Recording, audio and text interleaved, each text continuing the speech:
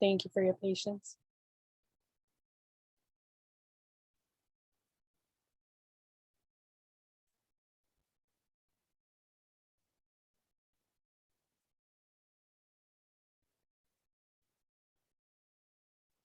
Go ahead and get started, and we may have some more people joining us. Welcome, everyone. My name is Lili. I'm a nutritional therapy practitioner, and I'm so happy to be here with Banana Food Co-op this afternoon doing a healthy summer desserts cooking class. Calling it a cooking class, but these are summertime, so we're mostly doing no-bake sort of things. We'll just turn on the oven one time today. But yeah, these are 3 recipes. I'll walk you through each of them. If you're in your kitchen and you have the ingredients, feel free to make them along with me. Otherwise, you could just watch and ask questions, get inspiration. And if you didn't receive the handout when you signed up, definitely check the chat box of the Zoom meeting. And Megan has put the handout in there, which has all of the recipes we'll be making, as well as my website and Instagram and all that good stuff. So let me move back here. But yeah, welcome to my kitchen. Hopefully the lighting will be okay with the window behind me. But yeah, feel free as we're going through this little cooking demo today, feel free to unmute your or turn on your camera and ask questions. It's nice to have this be kind of interactive and almost like we're in the same room together. So yeah, don't hesitate to do that. So as I said, we are making 3 recipes today. And my thought with this is to have, some fun summer-inspired sweet treats to make that you can share. If you have kids, they're very kid-friendly. If you're having friends over, if you're just making them for yourself, they're great, fruity, light summer desserts. And I love sweet things, I love cooking, but I also love giving a healthy spin on typically very sugary desserts. So I'm using lots of naturally sweet foods today, like dates and fruit and berries and some maple syrup. And just a lot of other nice whole food ingredients. We've got coconut and nuts and almond flour. So lots of just coconut milk, lots of healthy fats. And that helps to make desserts more blood sugar balancing, right? So when we're eating something sweet, when it's balanced with some of those other ingredients, less likely to create those blood sugar roller coaster rides where we don't feel so good after dessert.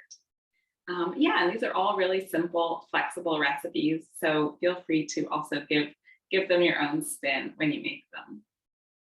The 3 ones that we're doing today are the first one is a pie. So this is inspired by all the blueberries that are in season right now. I actually just went and picked a whole bunch of wild blueberries last Friday. And so I'll be using some of those. And then to give it it's like a custard pie, to give the custard a lovely lavender color, I'm actually going to be using this purple sweet potato, which if you have not had, they're amazing. You can get them at the co-op. So that's a fun secret ingredient in there, just adds extra sweetness and creaminess. So the pie, and then we're making some little balls or bites with coconut, cashews, dates, and lime zest for a really fresh, bright flavor. Great for snacks, great for dessert, just really, really nice little snack. And then the last recipe is sort of like a popsicle or frozen bar recipe made with banana, cherries, some coconut milk in there as well. If you have popsicle molds, it would be great for popsicles for kids, and you can also just make it into bars as well. So that is the plan. Are there any questions at this point? Not seeing anything in the chat. So I'll go ahead and get started. And as I said, we're just using the oven briefly today because it's pretty warm. And that will just be for doing the crust of the pie. So for this, I'm actually going to do an almond flour crust, which is a really nice gluten-free option if that's something that is important to you. And it just has a really delicious flavor as well. I'm going to get started with my almond flour or almond meal, just like a blanched almond meal. And I'm going to use about a cup of this or 4 ounces.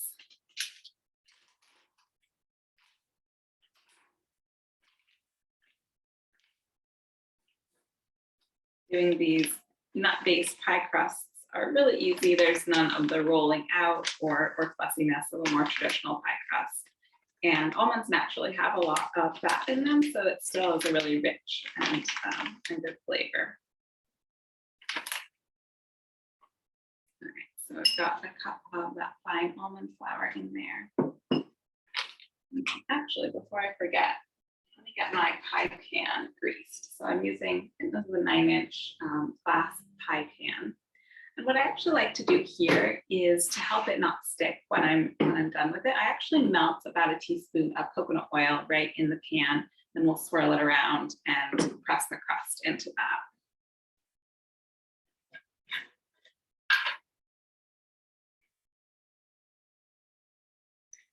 You don't need a whole lot, probably just about a teaspoon.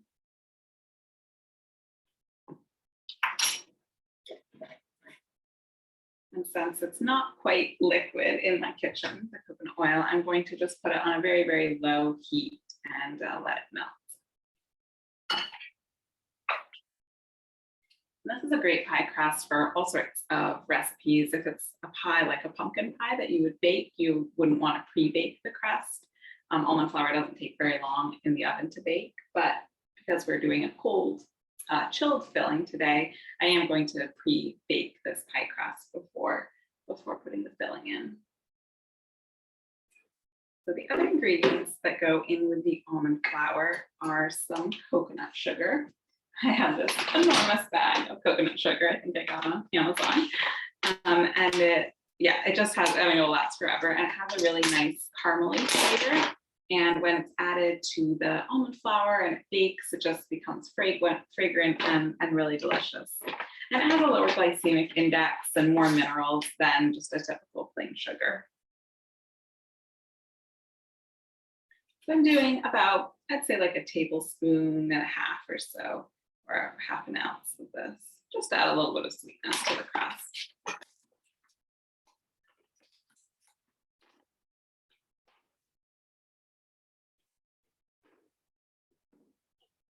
And then a pinch of salt.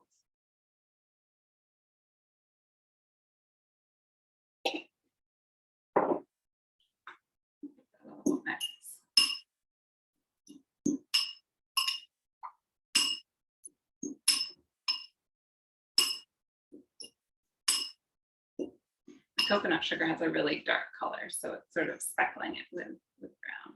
Pretty. And then to bind it together, I'm going to use 1 egg. So I've got a lovely local pasture-raised egg here, and I'll just crack that right in. Hi, Lily. We have a question in the chat of someone is asking, is almond flour the same as grounded almonds? Yeah, it is. This is a blanched almond flour. So it means that the skins were taken off of the almonds before they were ground into flour. And I do prefer that. So you can make it yourself. I've done that before, taking raw almonds. I pour some boiling water over them and let them soak just a little bit until those skins slide off, and then grind them up like in a food processor until you don't want to go too far or it'll turn into almond butter, but just until it's like a fine flour. So yeah, you could make your own, or if you find, sometimes it's called almond meal, sometimes it's called almond flour. Sometimes I think some recipes specify one or the other. The meal is a little bit coarser, but honestly for a recipe like this, it really, either one will work. So I've got my egg in there with the flour now, and I'm just going to add a little bit of vanilla extract.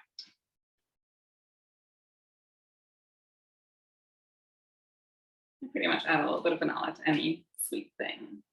And then I'm just going to mix this together.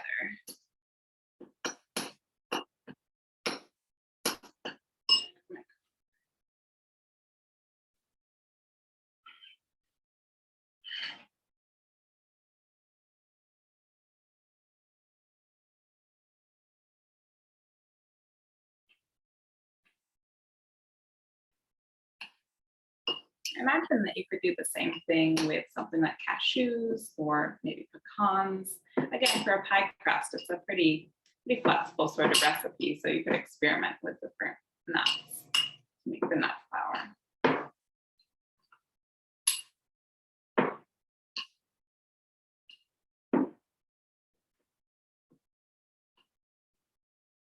I've also done a combination of almond, cashew, or not almond, coconut, and cassava flour, which are all grain-free flours, and that makes a really nice crust as well. If you check out my blog, there's, I think it's the chocolate sweet potato pie recipe has the recipe for that pie crust on it. It's pretty similar to this one, just with different flours.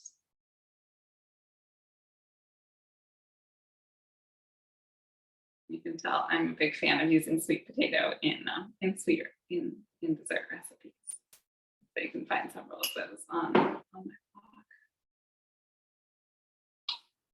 Okay, so you can see that this has come together now into a dough. Just knead it together a little bit. Basically, you just want it like that, holding its shape nicely.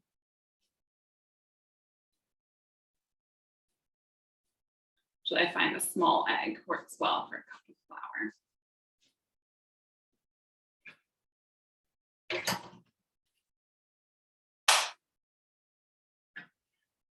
Now I've got my pie pan here. I'm just going to spread that coconut oil all the way around really generously and up the sides a little bit.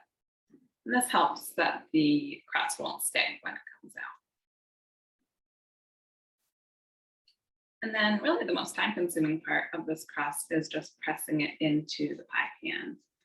So as I said, it's easier with these grain-free crusts not to roll them out, but actually just to press them into the pan, and that it works well. So I like to start by sort of forming the dough into a disc like that, flattening it between my palms.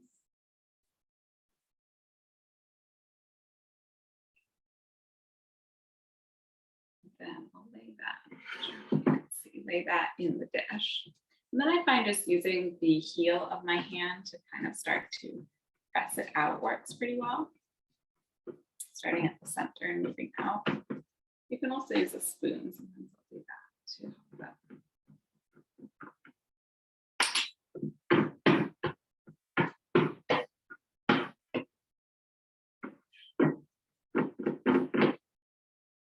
And if you are using a regular large oven, you probably want to start preheating it now to 350. I'm going to use my little toaster oven, and it heats up really quickly since I'm just doing this one small pie crust. So I don't need to turn it on quite yet.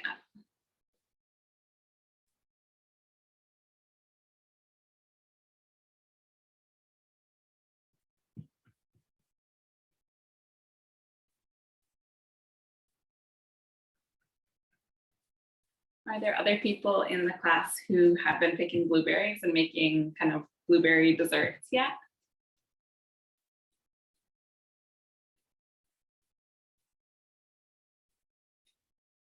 Feel free to unmute or type them into the chat, and Megan will see.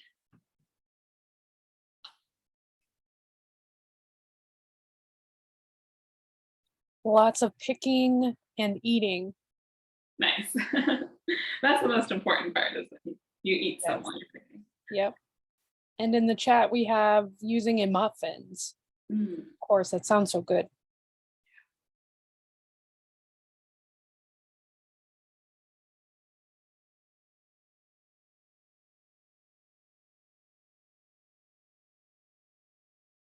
Yeah, I put a bunch in the freezer, and I'll do this pie today and probably something else. So I think I was going to do like a kind of sweet cornbread with blueberries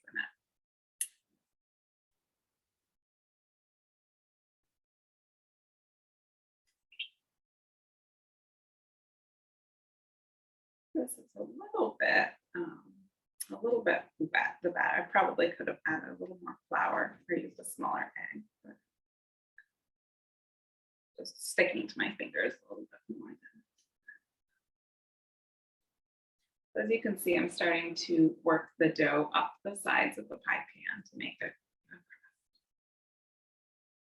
And I will turn my oven on.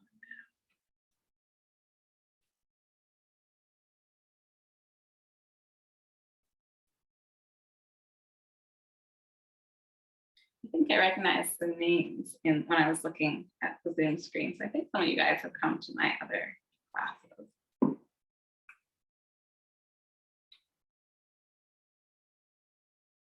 I think this is the first one I've done with all dessert recipes. I think I did another snack one. And last summer I did one with spiralized veggies, which was fun. That's another great thing to do this time of year when you're like overwhelmed with zucchini and beets and carrots and all those veggies. They go really well. They turn it into wonderful noodles. I've been doing that a lot recently too.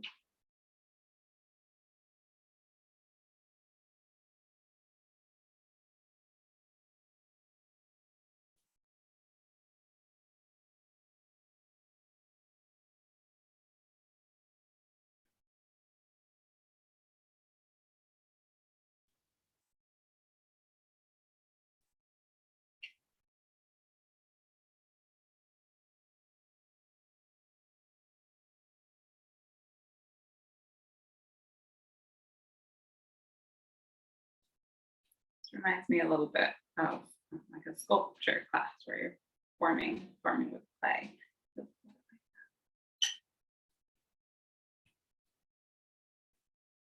Almost there.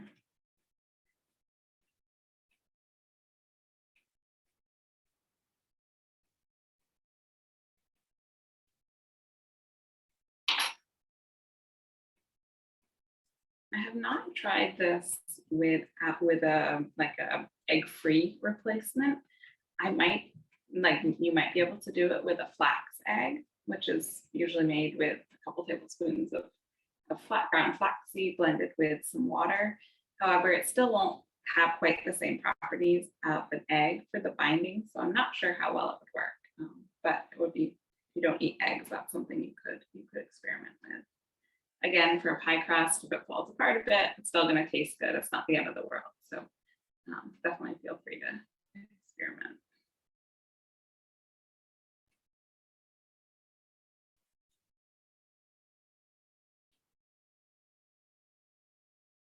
All right, this is looking pretty good. It's not going to be perfect, but it will work. And then I like to just go around and crimp the top edge of the crust to make it look pretty. I'm just doing a couple fingers and then sort of pressing down the crust to make little scallops.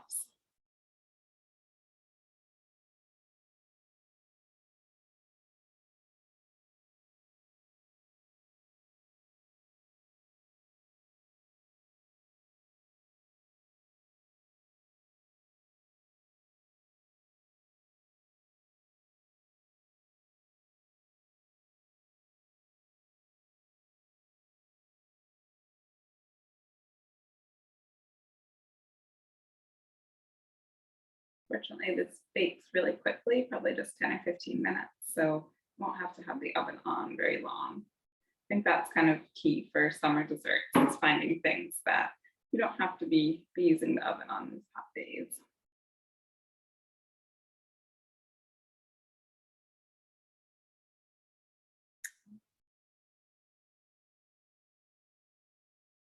That's looking good. So I'm just going to wash my hands off and then I will pop that into the oven.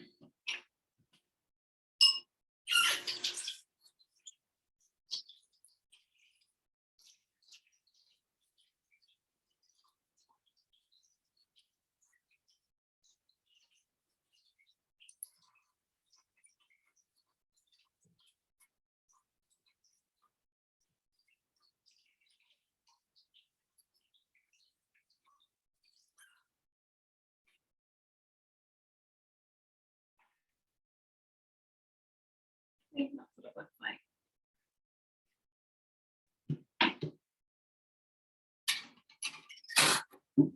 And I'll keep an eye on that again, probably 10, 15 minutes, just till it's starting to slightly turn golden brown and it'll be firm to the touch.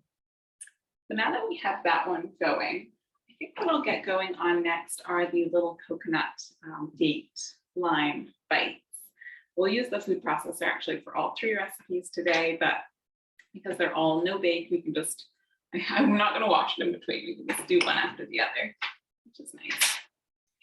So for these, again, this is a naturally sweetened recipe where we're using these lovely soft medjool dates as the sweetener. And they're also a binder. They have a really lovely gooey kind of caramely texture. So they'll hold these little energy bites together.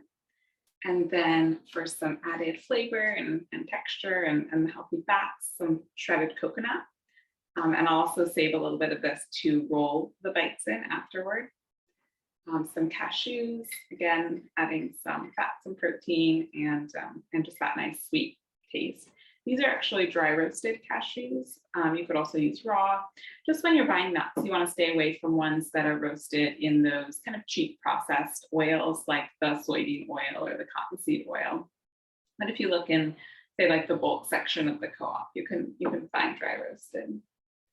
So we've got that, and then the lime, just the zest from one fresh lime. That's everything for those. I'm going to start by blending the dates and the coconut together. That will turn into a gooey kind of caramel texture, and then we'll add the other ingredients. Like I'll also add the zest. And I like to chop up the dates a little bit, just makes the blending process a little bit easier.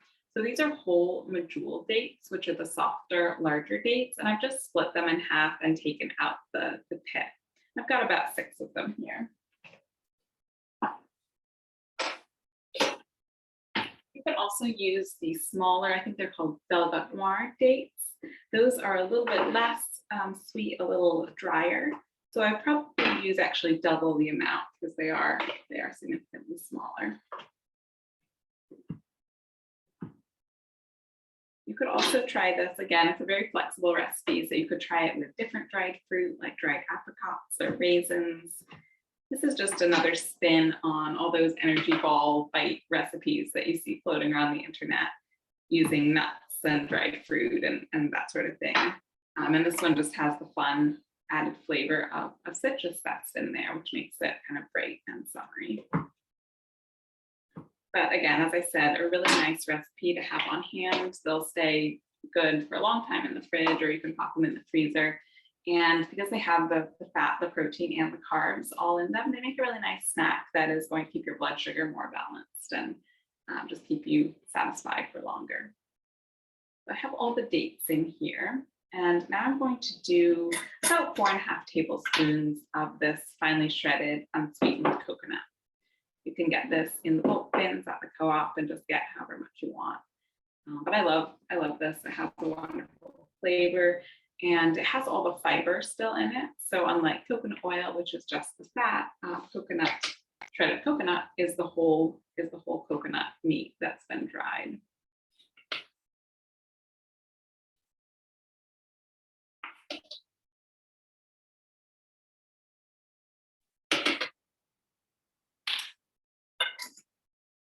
And then what I'll do is I'm going to put the remaining 1.5 tablespoons of shredded coconut onto this little plate.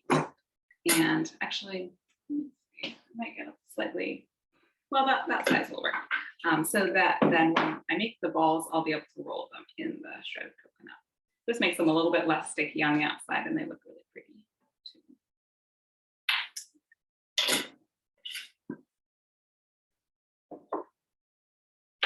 And then I'm going to zest this lime directly into the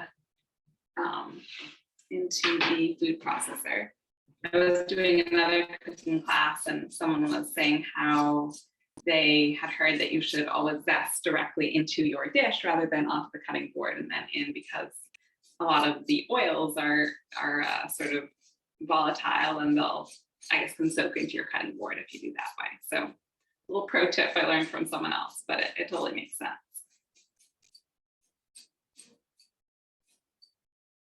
And of course, save your zested lime because then you can use the lime juice and whatever sorts of recipes you want to do. I've been doing a really nice dressing with lime juice and coconut milk, cilantro, a whole bunch of cilantro, some garlic. Just makes a really nice creamy, sort of like a ranch style dressing, but with that lime and cilantro flavor. And that recipe is up on my blog as well. It's really nice on salad, but also used sort of like you would use mayonnaise in a chicken salad. It's really good. Some leftover chicken. You could, of course, also do this with lemon zest or with orange zest. When I'm buying organic produce, I love to kind of make the use of the whole fruit and the whole vegetable. So using the citrus zest is just an awesome way to not waste anything, and there's so much flavor in there as well. Also, a lot of the beneficial compounds, the antioxidants and bioflavonoids, are actually in the zest of citrus. And so often when even if I'm not making a recipe like this, I will just save the peels of organic citrus, and you can cut it up into little pieces, pour boiling water over it, and steep it. And it actually makes a really lovely, flavorful tea that's just full of all those good antioxidants. So another nice way to use the full citrus. So now that I've got that all in there, it's looking really pretty and like little green confetti in there. I'm going to add a little pinch of salt, again, just bring out the flavors. And then we'll do some vanilla because, as I said, vanilla and anything sweet good as well. And then I'm going to blend that up into a paste and then add the cashews. I'm just going to take a peek at the pie crust here as well. Oh wow, it's all stuffed up in the middle. That is looking good. I'll probably maybe give it. Yeah, I think I'm gonna actually just turn off the oven and let it sit in there for a moment. As I said, that little toaster oven goes really fast. If you're in a larger oven, it might take a little bit longer. All right, this is gonna be noisy for a moment as I blend.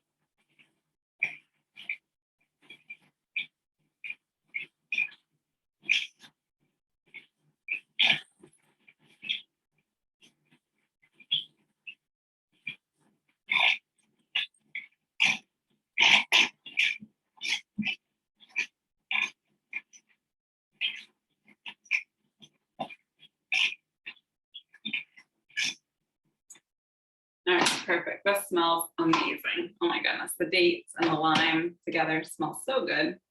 And this is just what I'm going for, a nice sticky texture that's come together nicely. I think I'm gonna go ahead and pull the pie crust out. Show that to you. This is also smelling really good. And I can see it's browning a little bit and also puffed up, so could put some weights in there, but it will go back down. And yeah, I'm just going till again, almond flour will go from done to burnt really quickly because of all the natural fats in there. And you just don't want to overcook nuts, right? The oils in there are pretty heat sensitive, so the shorter in the oven, the better. So just until it is firm to the touch and starting to get a little golden brown, which that is. We'll just let that cool. And when it's cool, I think we'll do the filling for that at the end of this afternoon so that it has some time to cool.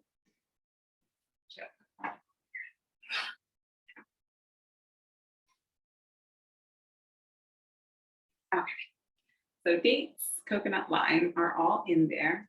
And now I'm going to add, I have about 2/3 of a cup of these dry roasted cashews there. And then just pulse this up until it's well combined. You can do it as much or as little as you like, depending on how much texture you want.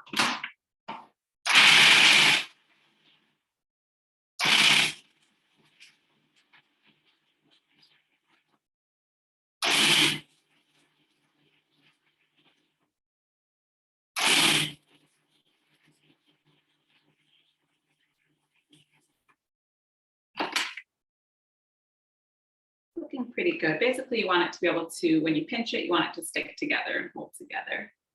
Go a smidge further.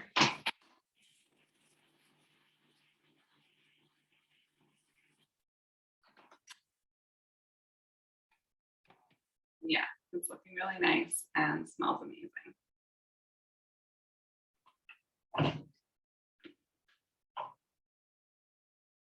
Now I'm just going to take this out, and I like to do about 12 little bites with this amount of dough. I think what I'll do is just empty it all out so we can see how much there is.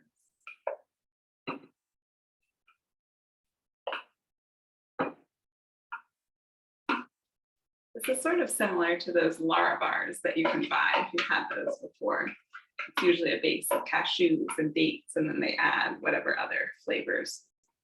So this is a really easy way to make a sort of knockoff on that at home.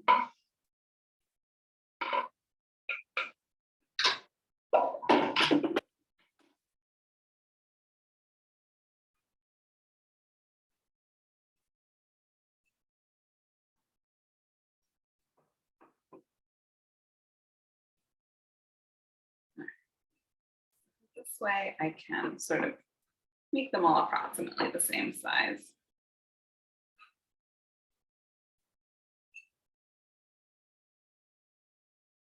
Now that I have this ball of the dough, I'm going to cut it in half.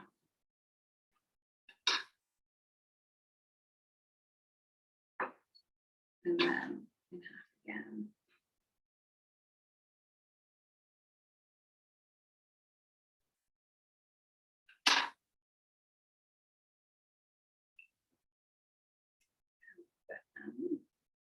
Since these are a quarter, each of these will get divided into 3 portions.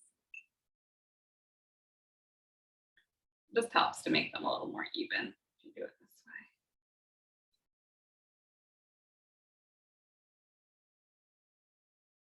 And then I just like to sort of press them together with my fingers and then roll them between my palms. And then in the coconut, you can just sort of toss them around in that shredded coconut, and they'll get a nice little light coating. And then I just like to press it on.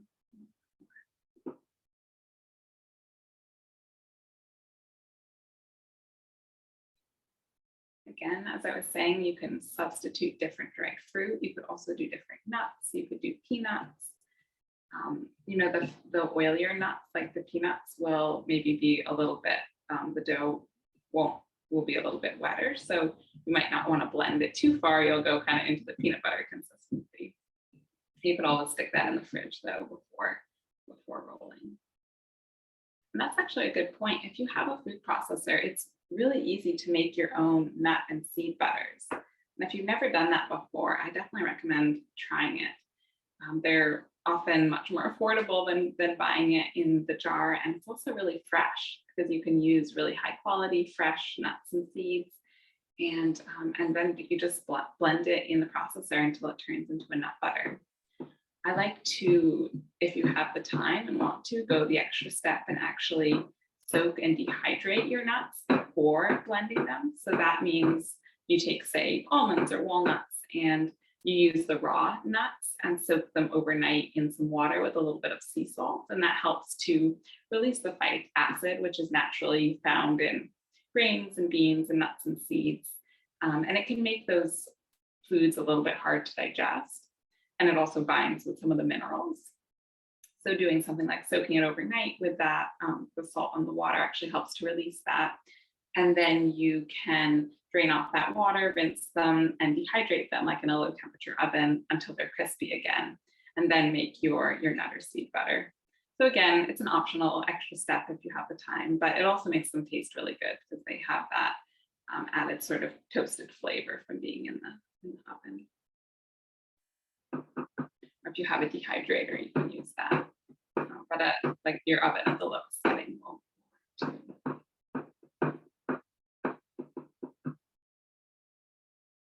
And the same concept applies for those other foods like the grains and the beans. that you can actually take those and soak them overnight. And for those, usually you're adding something a little bit acidic. So for example, if you're cooking brown rice or cooking quinoa, you can soak that whole grain in water with some lemon juice or some apple cider vinegar, just about a tablespoon for about a cup of grain usually works well.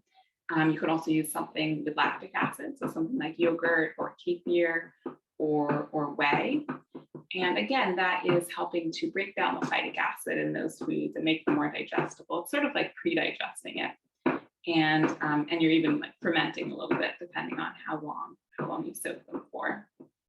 And then, yeah, and then you pretty much just rinse it off, drain that water, rinse it in the morning, and you can cook it much like you would just regular rice or oats or buckwheat or whatever grain you're doing.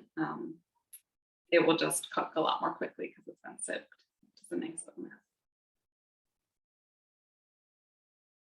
As we speak, I actually have some polenta that I got at the co-op yesterday that I've been soaking for about 24 hours in water with some whey. I'm going to cook that up this afternoon.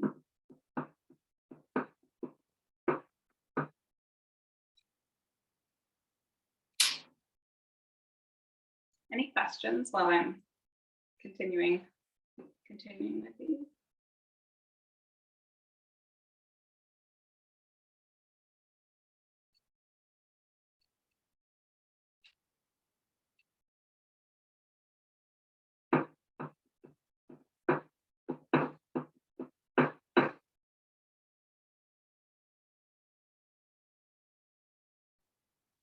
I'm going on a camping trip next week, and I'm thinking that these will be a good thing to bring because they're shelf stable and have lots of energy in them for hiking and camping.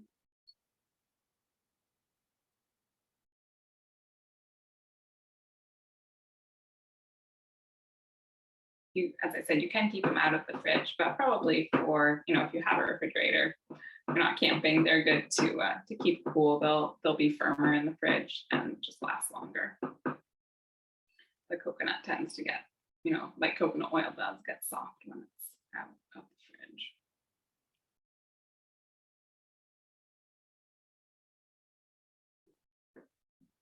fridge. Pretty much what we've done is make a coconut butter by blending that shredded coconut with the dates. So that's another fun sort of nut butter you can make. It's a lot more affordable than buying pre-made coconut butter, sometimes also called coconut manna, which you can get in the jar, but it's also fun to make it just in a food processor, blend up your dried shredded coconut until it becomes creamy and sort of liquidy. And then use that in recipes like energy balls and bites. And I make homemade protein bars. That recipe is on my blog too, with the coconut butter and some protein powder. And it's honestly even good just on top of a baked sweet potato. It's a good combo, or like just as a snack on a spoon. And it has all that nice fiber as well as the coconut flavor. So we're getting down to the last few.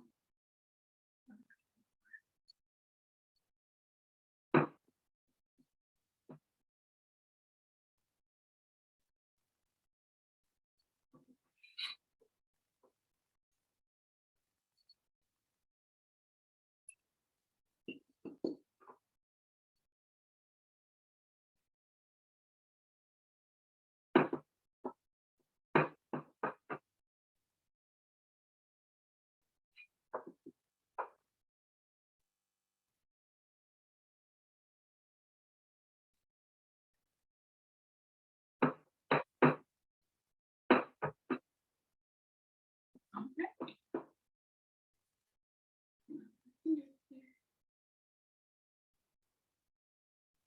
There you go. You can see that they're all done now. And I'll eventually put these in the fridge, but we'll leave them out for now.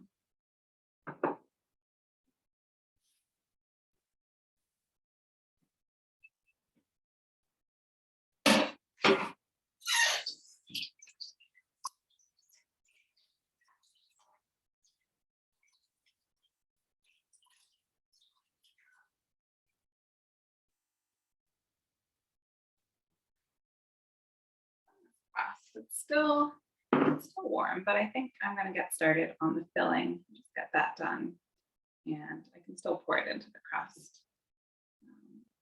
even though it's still a little bit warm. So for the filling, as I said, this has the secret ingredient of the purple sweet potatoes in there, which if you've never had them, again, really yummy. They are just, taste pretty much like an orange sweet potato, but I think they're a little sort of denser and maybe starchier. And the best part is they have this amazing, gorgeous purple color. I don't know how well it shows up on camera, but they're just this, once you bake them, they're this really deep, beautiful purple. So I have some small ones that I cut in half and baked. You could also steam them. And I'm just going to take off the skin, peel them, and weigh out about a half a cup or about 4 or 5 ounces of them.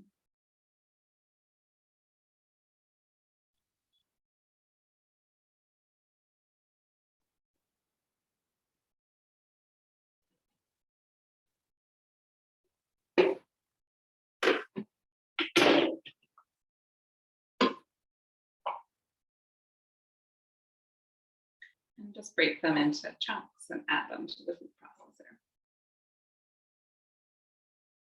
Sweet potatoes are something I love to do in large batches. So like this morning I did all of these, and then I also did some regular orange sweet potatoes. And I just put them in my fridge, and they'll be great to add to lunches, dinners, even breakfast throughout the week. They're a really nice source of that whole food carbohydrate and taste really good. And even cold, they're a nice side dish. And then you can also add them to soups or like a cold salad, anything like that. They're also good just with some fried eggs for breakfast. And then, of course, using them in sort of creative recipes like this dessert recipe.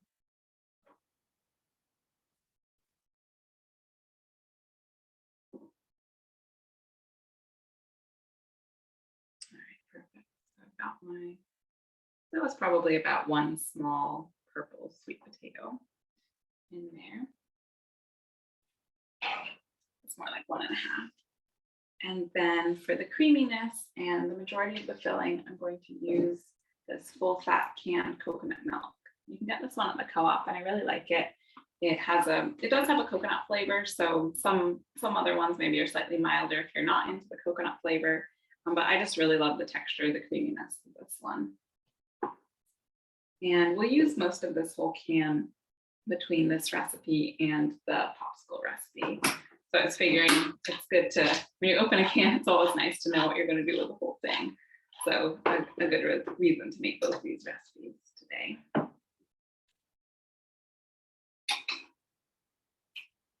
We'll do about 8 to 10 ounces of this.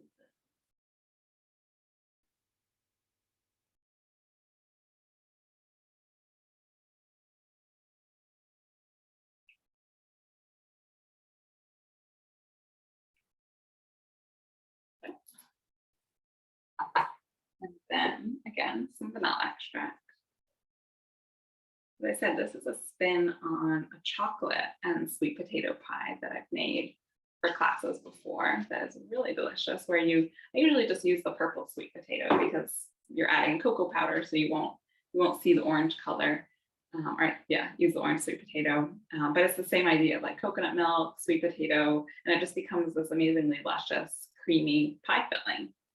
But this is a fun twist on that. So what else? I'm going to do a little pinch of salt to bring out the flavor. And then for the sweetener, again, we've got sweetness, natural sweetness in the sweet potato. The blueberries have their sweetness. And then I'm going to add just a few tablespoons of some lovely maple syrup here. You can do this to taste. You can just keep tasting the filling until it's as sweet as you like. I'm going to do about 2 ounces, which is probably about like 3 to 4 tablespoons.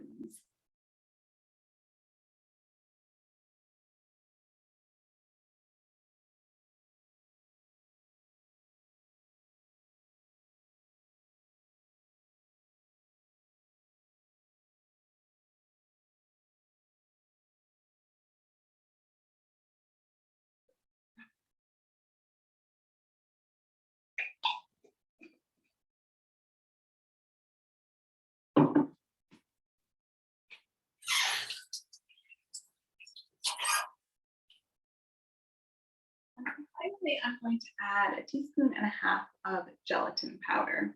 This is a really nice one. I ordered this online. It's the Perfect Supplements brand, and it's all grass-fed, New Zealand sourced beef gelatin. And the nice thing, they actually test it for glyphosate as well. So that's really great.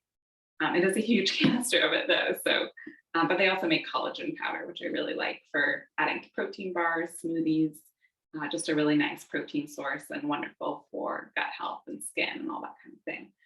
But yeah, we're just going to use a little bit of this in the recipe as a thickener. Now, if you don't do gelatin, you could probably skip it in this recipe. I haven't tried it. I'm thinking that just the coconut milk and the sweet potato are going to thicken up to some degree on their own in the fridge when you chill them. However, no guarantees. It might be a little bit runny. Let's see.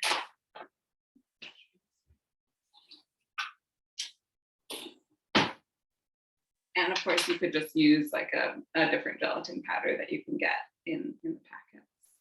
So I'm going to do a teaspoon and a half.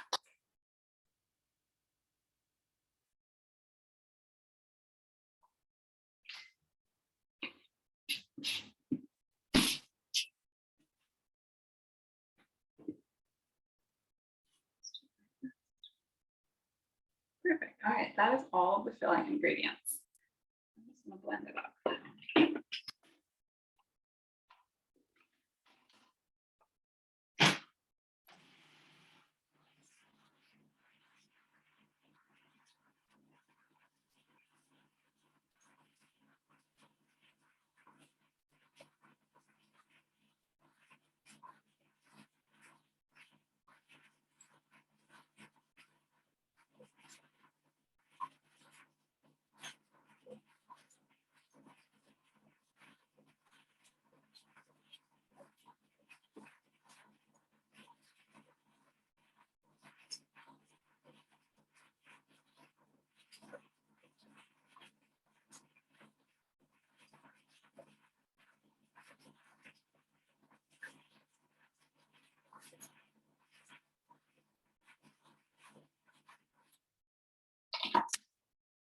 Look at this color, you guys. I don't know how well it shows up on camera, but it is just the most gorgeous, like purple lavender. I mean, yeah, purple. It's just absolutely gorgeous.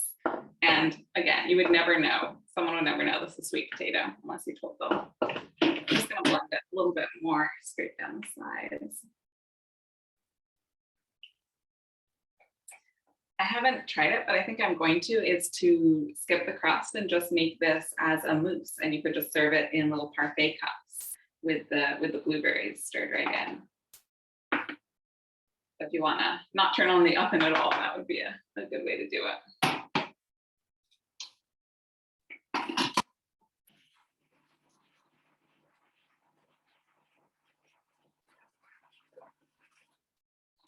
You can see there's little chunks of sweet potato, and we don't want that in the final pie. So I'm going to push it down.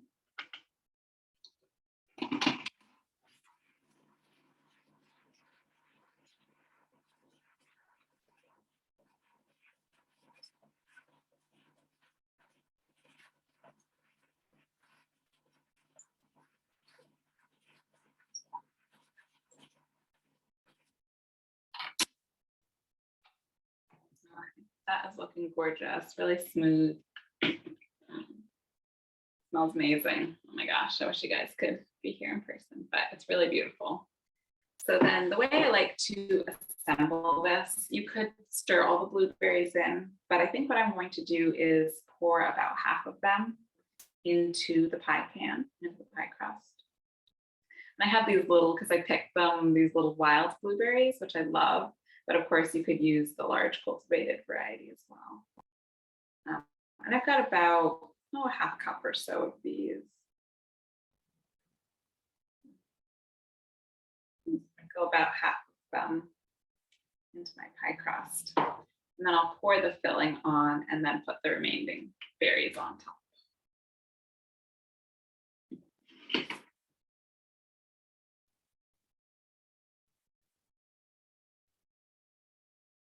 So pretty.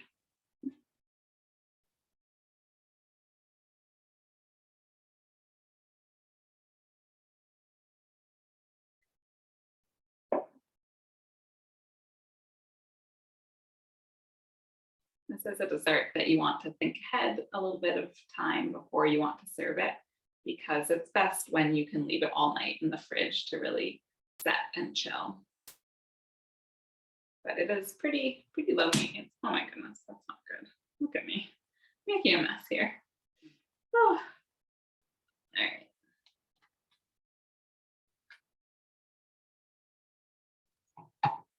See if we can remedy this little spill.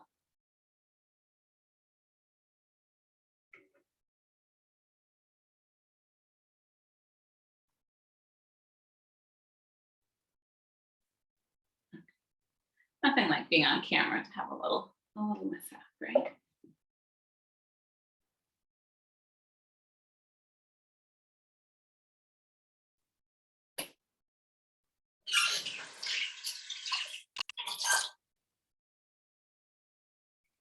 Okay.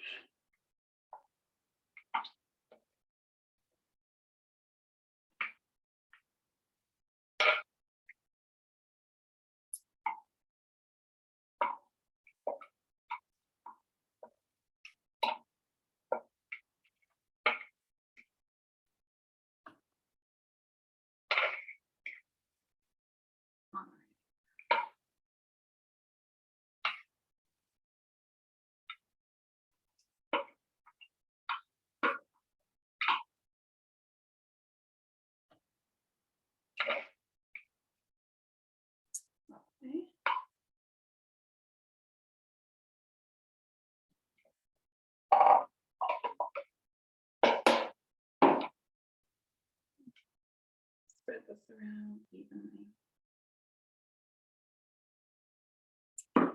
Then I'll sprinkle the rest of the blueberries here on the top.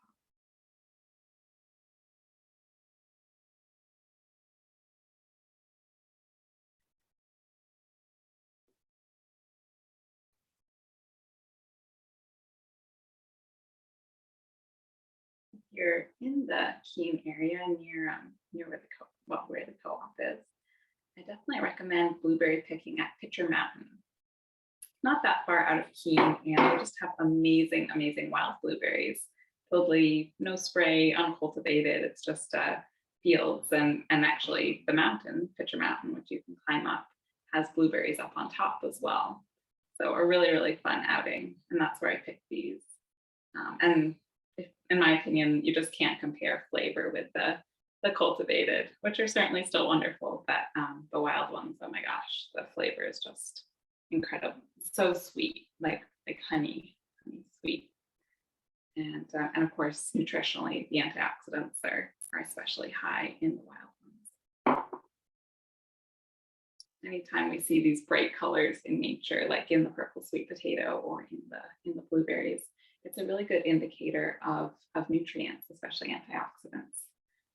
So a good way to focus on improving nutrition is just to think about eating the rainbow and eating, red peppers and orange carrots and blue blueberries, greens, and the more colors, often the more nutrients you're getting in. All right, so this is looking gorgeous. Hopefully, guys, I don't want to tip it because the filling's going to spill out, but if I do that, I think you guys can see how pretty that's looking with all those blueberries on top. And so this is still a little bit warm. I'm just going to leave it out of the fridge, but after the evening, after the class, I'll pop this into the fridge, let it fully chill overnight, and then slice it into pieces, and it will hold its texture really nicely. And I think I saw a chat come in. I know we've only got 5 minutes left, and I have one more recipe planned, so feel free to stick around. I will make it. And Megan's saying beautiful. Yes. I know it makes me more relatable when I have an oops. Yes, I am very human. I have lots of oopses in the kitchen. usually nothing serious, but they certainly happen. So yeah, as I said, this last recipe is really quick. Feel free to stick around. We are probably going to go a little past 4 o'clock, but if you have time, yeah, feel free to stay. Do remember to check out the recipe handout so that you have all the recipes. Again, I love my food processor. It's like my favorite thing, and it's getting lots of use today. So this last one, again, just a dump and blend, making those popsicles or frozen ice cream bars. And for this one, again, we're using all wonderful, lovely fresh fruit as all of the sweetness in these and just most of what they are. And so for this, I'm doing bananas. If you've ever done frozen bananas and put them in smoothies, you know how amazing and creamy they are. And the riper they are, the sweeter they are. So if you have even more brown spotty, that would be great. But these will work well. I'm just doing 2 of these in the blender. Another really fun thing to do is to freeze your bananas in chunks and then take the frozen bananas, add them to your food processor. And if you need to, you can add a little bit of milk or a little water and blend, but mostly just bananas, and blend it. And it becomes like a soft serve texture. It's called sometimes banana and ice cream. And it is so good. It's just, yeah, really, really yummy.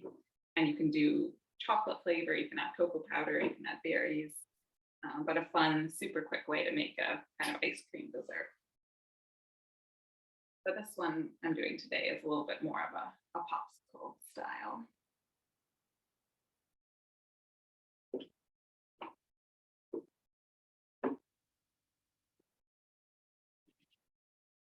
Bananas, and then the other fruit, which is going to give another gorgeous color, all about the colors today, some cherries. So these were frozen cherries, organic frozen cherries that I thawed overnight, but you could do fresh and pit them. You could even probably throw in frozen ones and they would blend up just fine. And I've got about a half a cup of those.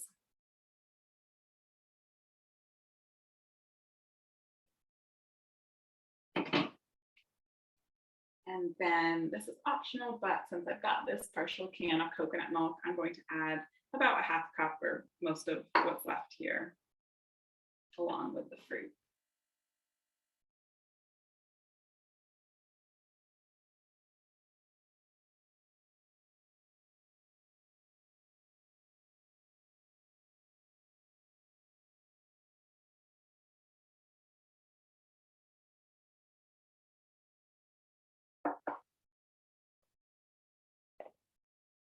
Already the colors are looking so pretty in there.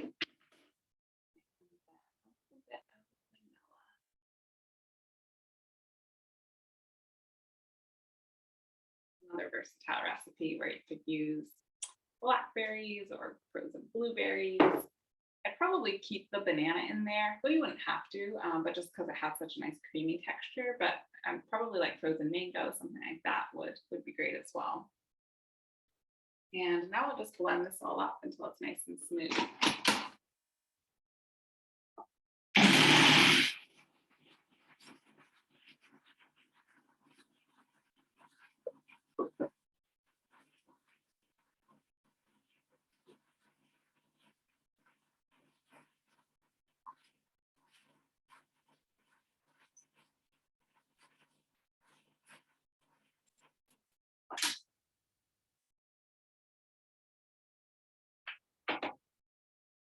Thinking you could also do this as a pie filling. If you did like a frozen pie, that would be really yummy too. You can see how my brain is always coming up with new recipes. I haven't run out of ideas yet, so.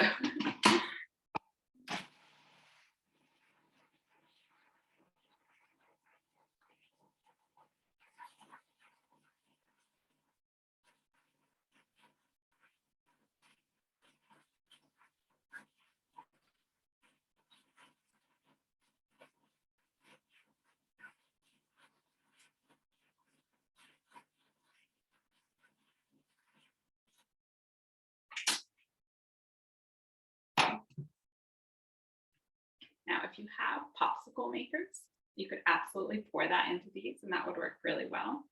I've just taken this is about a 7 by 9 inch square Pyrex dish, and I put some parchment paper in it. So I'm going to pour the filling right into there, freeze it, and then once it's frozen, I can cut it into bars.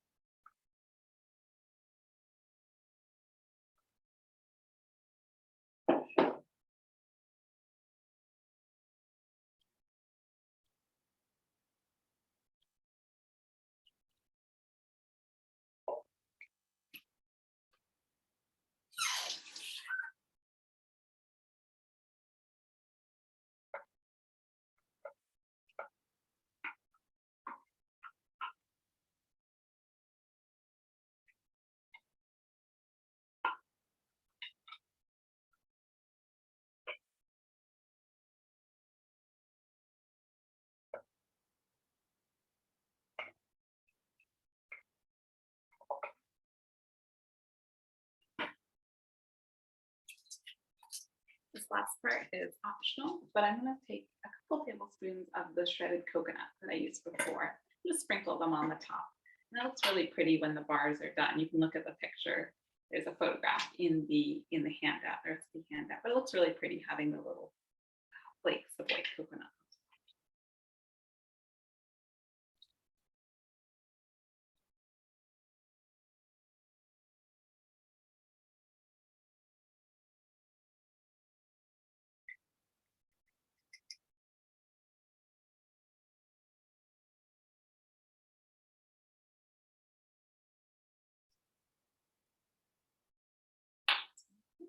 That is a wrap.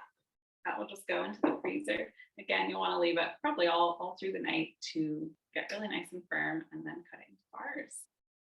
So I hope you all enjoyed this cooking, well, this food prep, this dessert class this afternoon. Again, I'm Lili, Nutritional Therapy Practitioner, and you can find my website, information about working with me. I work as a nutritionist with clients we can do over Zoom, so you can be located anywhere. And yeah, I just love helping people get excited about cooking and nutrition, fueling their bodies, kind of finding the nutrition plan that's going to work best for you, and small, easy steps. And of course, lots and lots of recipes because I love to cook. So yeah, feel free to check that out. I'm also on Instagram, Nutrient Dense Nourishment, and post lots of cooking ideas, recipes, meals, all that sort of thing. But yeah, thank you. Thank you all so much for coming. Let's see. Oh, saying that. Great. Thank you. You're saying it's difficult to cut it well when it's frozen. Yeah, putting in muffin, that's a great idea. I love that. You could also like wait till it's not totally frozen and try cutting it. But yes, muffin tins is an awesome idea. Should have thought of that. That's great. Yay, I'm so glad you all enjoyed the recipes. And Megan is saying she'll send out the recording. So if you didn't catch this live or want to go back and rewatch, that will be available. Any final questions or anything people had?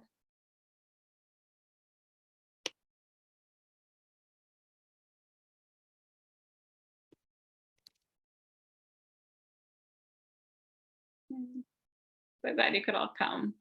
It's a gorgeous day out there, so hope you can have a nice rest of your afternoon. Enjoy the sunshine.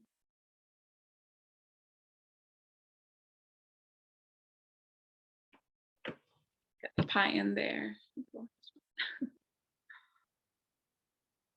Wonderful. Well, thank you so much for coming, and I hope to see you again in a future class. Take care, everyone.